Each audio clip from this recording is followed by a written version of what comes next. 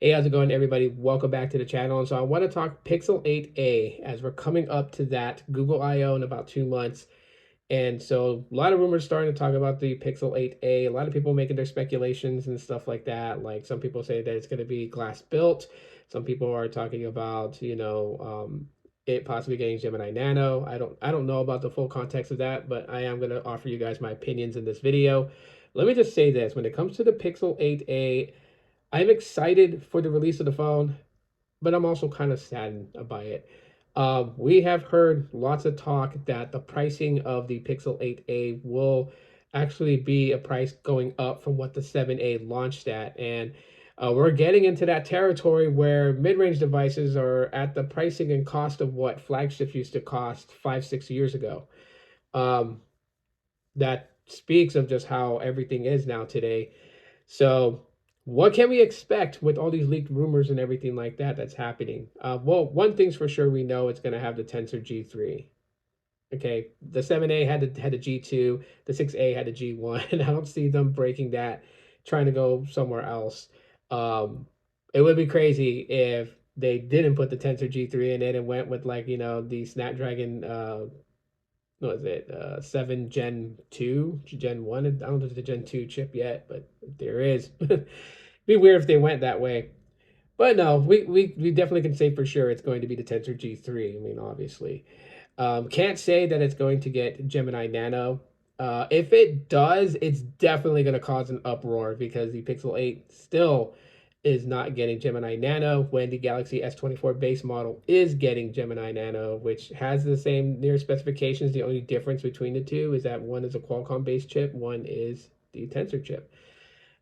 So yeah, that's going to be kind of like, okay, a little odd to see if it does happen. 120 hertz refresh rate. So the refresh rate has gone up from 90 hertz, which is what the 7A had. The 6A, had 60 hertz, and then, you had to like fiddle with the settings to get 90 hertz refresh on the 6A. Had a lot of people kind of upset about that. Like some of these things, if I don't sound so enthusiastic about it, it's because some of these things are not what I find to be important in a smartphone. And I'll get into that here in a little bit. But um, one cool thing that I did see though is that the peak brightness of the display is going to be good for outdoor usage. 1400 nits of peak brightness on the 120 hertz panel. As far as for the camera sensors, what I'm seeing so far has all kind of correlated that it's still going to be the 64 megapixel Sony IMX 787, with the selfie cam and the ultra wide cam being the Sony IMX 712. So those are speculated to be the camera sensors. That's going to be in the 8A. That's currently in the 7A. So if you've taken pictures with the 7A and videos, you should kind of think about the same quality when coming to the 8A. Again, I don't know if it's going to be glass built. I'm totally cool with it being the glass stick that they used on the 6A and the 7A. Like, I honestly feel like that those corners do still need to be cut in order for something like this to even exist. Because at the end of the day, that's the whole point of the A series. Like, I don't look at the A series as a mid-range, but I do look at it in the affordable options to get a Pixel device that brings you all the same, feel and benefits of, the Pixel 8 and 8 Pro, just at a cheaper price tag. $549. That's still good. That I feel like that when this thing launches, that's going to be what people's debate is what is the point of its existence if it comes similarly close to price to the Pixel 8. As right now, even in places like Helium Mobile is selling the Pixel 8 at $100 off. So $599, you can get a brand new Pixel 8 on Helium Mobile and get 6 months of service free just for buying the Pixel 8a. And you also get a Pixel Badge NFT as for buying one from Helium Mobile.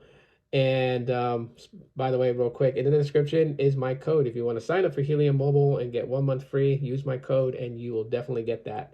But anyways, yeah, so there's going to be deals happening throughout this year with the Pixel 8. We're going to see it drop by $100, drop by $50. It depends on, what company is selling the phone and what promotion they're going to be pushing for the Pixel 8. So when that happens, there comes the question, what is the point of the Pixel 8a? The argument of the fact that it's going to be supported for a long time, 7 years of software support, like software support, not security patch, software, right? So the different upcoming versions of Android, 7 of them will be coming to the Pixel 8. Now the Pixel 8a gets that same support. I guess it would extend it by one additional Android update, or technically not, because it will launch with Android 14. Pixel 8 launched with Android 14, so yeah, it would be about the same. There's really not going to be something that's like drastically different between it to justify, a price tag of $549, if that's the price that they're going to launch it at. Now, if they throw a curveball at everybody and launch this thing at, say, $449, okay, now we're talking, because that is a significant difference in price. And it may sound like that I'm talking negative about the Pixel 8a, but you know what? I'm a huge Pixel fan. I love using my Google Pixel phone. So I feel like, when I'm talking about this, I'm really talking about it from a fan perspective. Someone who's going to look at this thing and say, okay, does my money, do I get my dollar's worth out of getting the Pixel 8a, comparing to getting the base flagship model? Right? Like the Pixel 7a, I enjoy that phone. That's an amazing phone. My wife owns it again. It's hers. And, but it is an amazing phone. I've used it. I thought, everything about it was great. But when I really thought about it, the $499 price tag compared to the $599 price tag on this Pixel 7, and I'm like, there really isn't a large enough gap to justify a $100 difference for the 7a to be priced as close to the Pixel 7, especially right around the 7a dropping. There were so much sales on the Pixel 7 that this thing was going down in prices as close to like $400 for it, or even $350, depending on where you were shopping for your Pixel 7, which undercutted the price of the Pixel 7a. And I feel like the same thing is going to happen here with the Pixel 8a. It is going to launch. I'm excited for this phone to come out.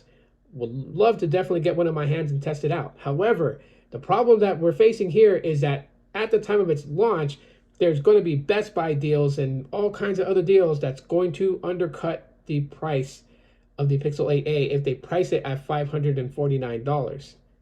Like I said, for $50 more right now on Helium, you can get the Pixel 8 and get 6 months of free service. That's a pretty good bundle deal. So that is the only thing that worries me about this. Battery, I'm sure it's going to have a decent battery put inside of it. I haven't seen anything that really talked about like, the battery size, what to expect on that. And a lot of these days when it comes to tech stuff, everyone likes to focus on the camera still, focus on the refresh rate of the display, or focus on the peak brightness, those types of things, right? We don't really hear too much about talking about the battery or anything like that.